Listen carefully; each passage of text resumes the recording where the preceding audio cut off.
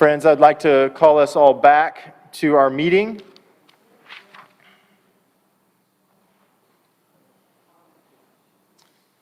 And we are thankful for Reverend Ken Green, who is joining us virtually to bring news from the Board of Pensions.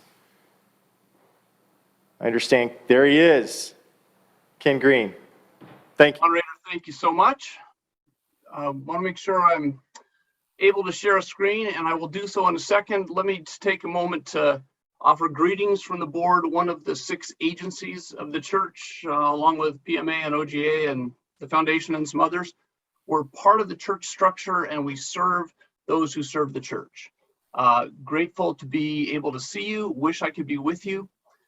Brian, please stop me if my screen share doesn't go as expected. You should be able to see kind of a header slide any moment here.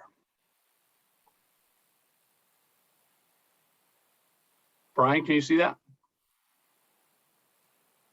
Yes, we can, Ken. Okay. Not always as sure as you think. I mean, you've been doing this for 2 years. You think we'd all have it figured out, but thank you again for having me. Let me begin with addressing what I think kind of a common misconception. The board exists to serve all those who serve the church. We're not just a pastor's only plan. At least we haven't been for the last 30 years, but we've especially not been for the last 5 years. I've said in some other contexts that the board has changed more in the last 5 years than the previous 30. So our role in the church is to provide benefits for those who serve the church. We do that for over 68,000 Presbyterians. And this may be news to some of you. We serve more non-pastors than we do pastors. We have more lay employees serving churches on our plans than we do pastors. That's surprising to many folks. So just in case you missed it, the board is the branch of the church that seeks to serve those who serve the church, including, but not just only pastors. That's because we intentionally got more flexible. The traditional plan, which was this 3-part plan for pastors, I called it a monolithic 3-part plan. You could have any one of the parts, but you had to have all 3 from the reunion of the churches in '83 till 2017. If you wanted to provide medical benefits to your church secretary, great. She was going to have a pension and death and disability plan too, because that's why we did it. So in 2017, we unbundled those plans. It got more flexible, and that's what allowed the board to grow. We're serving more people now than we did before the pandemic started. In 2017, this unbundling resulted in a fair amount of options. So I don't expect you to read this slide in detail. What I want you to see is that the price of flexibility was complexity, but we have lots of options that are available to those serving churches. Health programs, financial protection programs, retirement programs, still kind of the same structure idea that we had for 30 years, but now available in pieces to those working 20 hours or more for most of the benefits. Again, it's employer provided benefits. So the board does its work grounded in the church's theology with a document to help guide us, a theological document on why benefits are biblical and something that we, the idea behind them, providing care for those who serve you, is a biblical idea.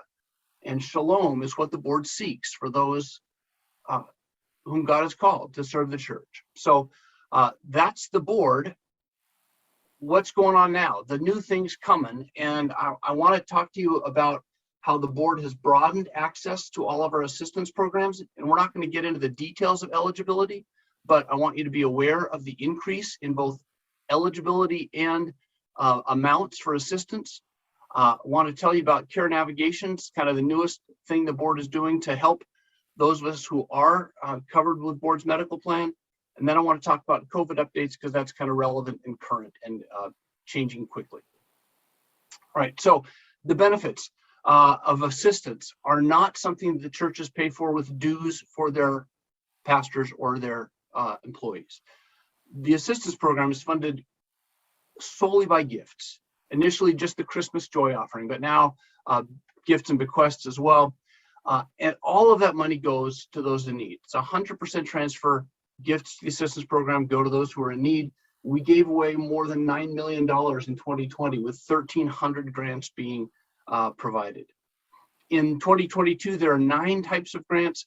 I've grouped them into 3s by who they're available for. Just a quick look, not the details of eligibility, but just so you're aware, it's been my experience that people are fond of free money. So when the board has money to give away, we want you to know who it's going towards.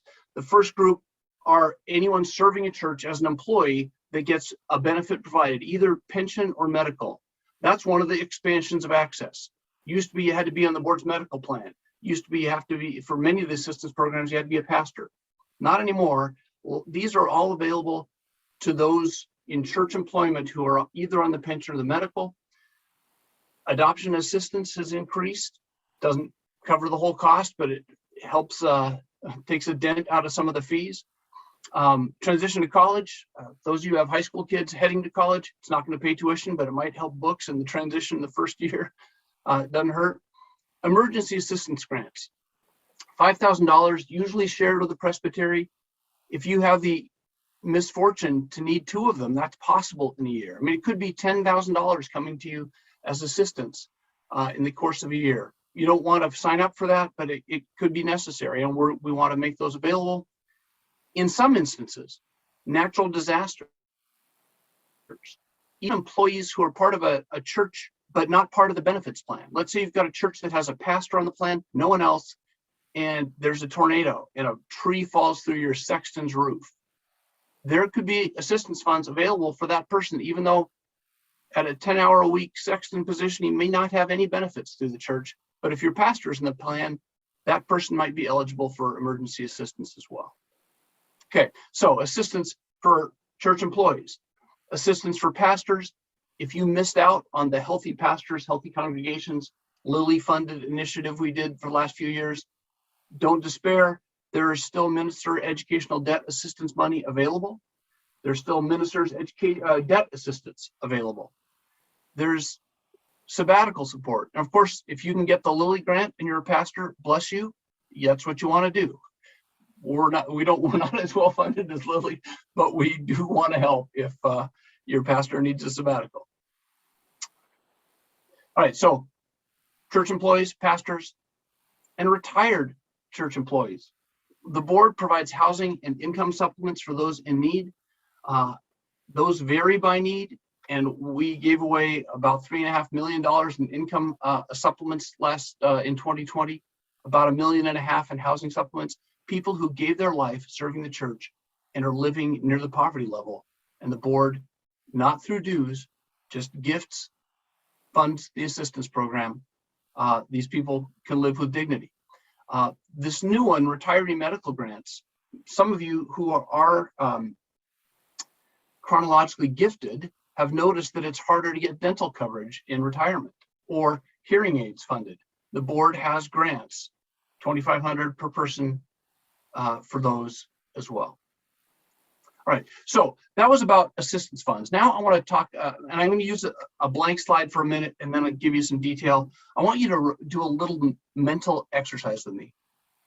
Do you remember when you used to drive to presbytery meetings all together? I see many of you are at your homes on screen. But do you remember when we went to presbytery meetings and had fellowship? We said hello to people we hadn't seen. Kevin Boyd, haven't seen you in years. Good to see your face. You know, that was great. I love doing that. But let's imagine that we get to do that again. And you get in your car, but you're going to go to a little church you hadn't been to before. Or maybe you're in a new place and you're going to a downtown church and you don't know where they are. You get in your car, what do? You put the address into Waze or Google Maps, or, Lord help you, Apple Maps. You still might get there. You put it in to your navigator and it helps you. Now, quick show of hands, how many of you who do that leave the voice on? So you get voice prompts to turn right, coming up, turn left. Yeah, right. Some of you don't do that. And you're just looking at the map while you're driving, and I get afraid when I'm near you. But for those of us who listen to the voice prompts, why do you do that? It's helpful to have a voice navigating you through unfamiliar territory. That's the image I want you have in mind as you think about healthcare. It's getting more and more complicated. And now the board has a partnership to help deal with that so that those who are on board's healthcare plans can get the right care at the right place at the right time and have someone to guide them and someone to answer questions along the way and even after the fact. So starting in April, we have a relationship with Quantum Health. Several things I want you to know about that. One, it doesn't cost you anything and it doesn't cost your employer anything. It's an arrangement we've made to have Quantum Health has been doing care navigation for 20 years. And you will get a new, you'll get a new Blue Cross Blue Shield card in April. Some of you got a new one early. They sent it out, a bunch of them out early, sorry. They'll come out in April, and what's going to be on the back is a quantum number. Now, you can still deal with Blue Cross, Highmark in Pittsburgh if you want to, bless your heart. You can do that. You can still call Express Scripts directly, not a problem, but you have the option of having a care navigator from Quantum help guide you. The care coordinators are the heart of what Quantum does, and they hire good people to do this. Often from the hospitality industry, people, they train as benefit specialists, and they work in pods with clinicians, nurses, and doctors. And they learn our plan inside and out. They learn the claims process inside and out. They learn wellness tracks inside and out. They are there to help you navigate healthcare. Want you to know that they will take the initiative to solve a problem. They won't give up until they do. It's a remarkable feature. These folks, you call them at the beginning. Maybe you have your annual physical and they uncover the beginning of a chronic condition you'd hoped you'd avoid. But you've got this as a diagnosis. How do you proceed? Where do you go? Your regular doctor might have some ideas, but maybe it's an unusual situation. You need some specialist care. They can help with that. Maybe you've already gone and had your surgery and you're in recovery and you're getting a Highmark explanation of benefits that don't seem to explain much and you need help. Quantum can help you sort that out. Diagnostic stuff, the pre-surgery certifications, that's going to be Quantum. Use of the benefits you already have or help with Express Scripts. So Quantum is a service for those who are on the boards medical. What stays the same? Most everything else. Blue Cross Blue Shield still does it. Express Scripts is still the pharmacy provider. If you're a missionary and you're dealing with SSS or Geo Blue, still deal with that. If you're on the Medicare Supplement plan, unfortunately, you don't get to use Quantum. Why? Medicare doesn't let you. Medicare is the government. They do what they want to do, and Quantum Health doesn't get to interact with Medicare. So, sorry about that, but the board is still there for you. Highmark will still help. So the Board of Pensions, still there for you, and the primary point of contact for everything non-medical, the income security stuff, still done board's primary contact. We'll help you with Medicare Supplement stuff for those of you on Medicare. If you're on vision, dental, flexible spending, you still deal with Fidelity. Quantum Health is just for medical stuff, but the board is here to serve you. All right, that's the introduction of Quantum. Want you to know April 1st, healthcare navigation is here for the board for those on our medical plans. What about right now in COVID testing? You know that came up pretty suddenly and some insurance companies were scrambling.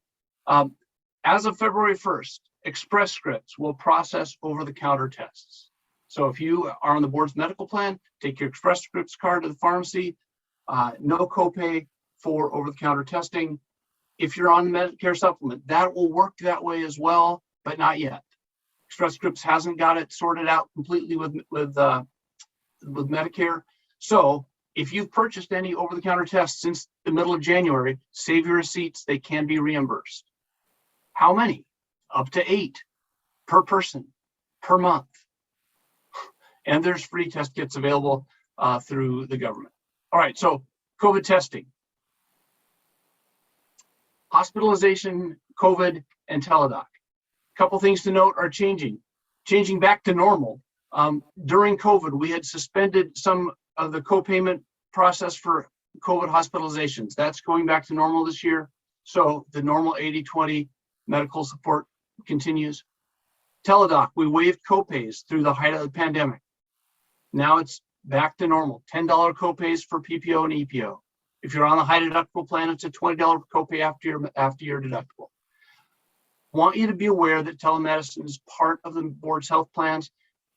You can access it. You can find out more about it on pensions.org. You can go to Teladoc online, set up an account on your phone. It's a worthwhile thing to have. You got a question after hours, you want to talk to a doctor, you can use Teladoc. All right, so that's the updates. Just note that some of the co-payments are going back to pre-pandemic norms. And then just final reminder that there's lots of options available. If your employer wants to make options available to you, anyone over 20 hours a week is eligible for all these benefits if your employer wants to provide them. The ones in red are available. The employer can provide them without cost to the employer. If your employees want dental and they want to pay for it, you could provide the access to it at no cost to the employer. Same with vision eyewear, or you could provide it as an employer benefit. But those are available, the ones in red, available to any employee at any hours. So want you to just be reminded that the board has a variety of options out there. And Mr. Moderator, that gets me at a time. I'll take questions if you want, or you can resume your previously scheduled agenda. Here's my content. Ken, thank you so much. You see up on the screen right now Ken's email address and also Member Services email address. Please do not hesitate to reach out with your questions. We know that that was a lot of information coming at you, but it was a lot of good information coming at you. Some wonderful things that the Board of Pensions does for all of us. So thank you, Ken, so much. Are there any questions right now that need to be responded to?